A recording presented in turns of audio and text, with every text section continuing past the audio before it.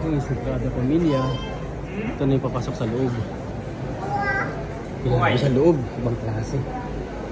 Ibang klase. Grabe. Wow. Oh, tingnan mo oh. Ayan. Grabe, laki no? Esto no me dan ticket, Okay.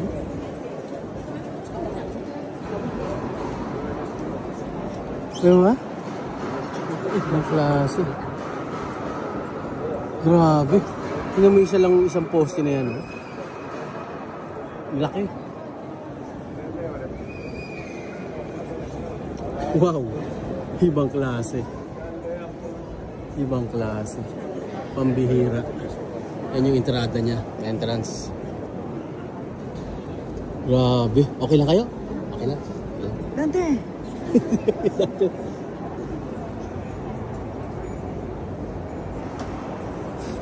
Grabe no.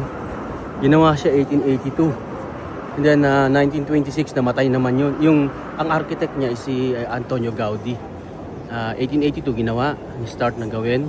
And then 1926 namatay naman si Antonio Gaudi na aksidente. Nasagasaan siya on his way to the church. Yun.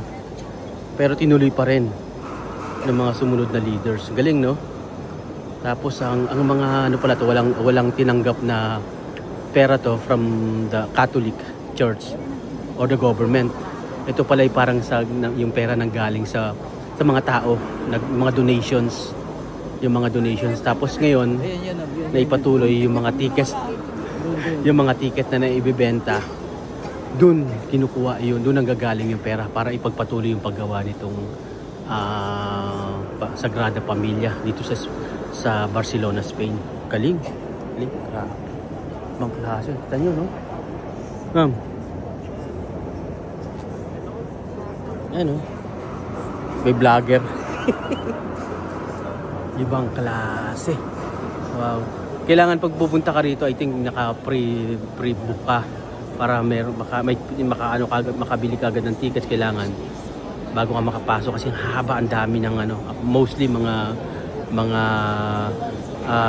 kasama namin sa yung mga lang, mga tourist na mga malalaking travel agency. Hindi ko lang alam yung mga walk-in, hindi ko lang alam paano sila makakabili ng tickets kasi napakarami. Mas priority nila yung mga tourists. Galing no? Alam mo.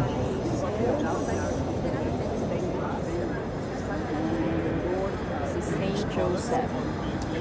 Together they're Holy Family.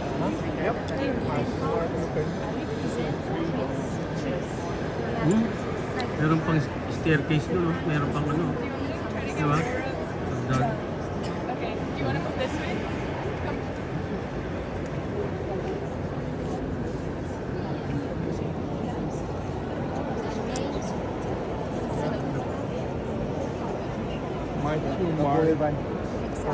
Mark, Luke, John, Matthew.